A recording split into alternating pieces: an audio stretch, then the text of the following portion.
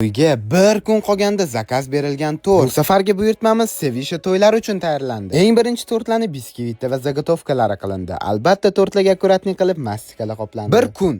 Bunaqa vaqtda to'y tortlarini tayyorlash oson emas.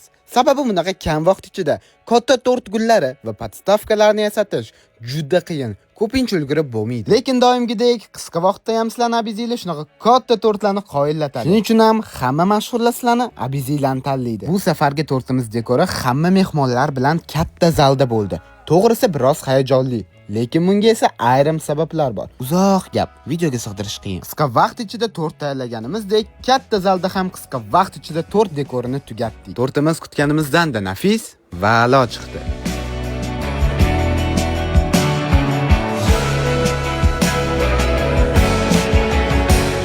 To'yimizning va tortimizning final qismiga ham yetib keldik. Bu ikki chiroyli juftligimiz to'y tortimizni ham va nihoyat kesishadi. Eng quvonchli damlar, sevgi to'la nigohlar va mehr ila tayyorlangan tort. Abiz Baker sizning eng baxtli lahzalaringizda siz bilan birga.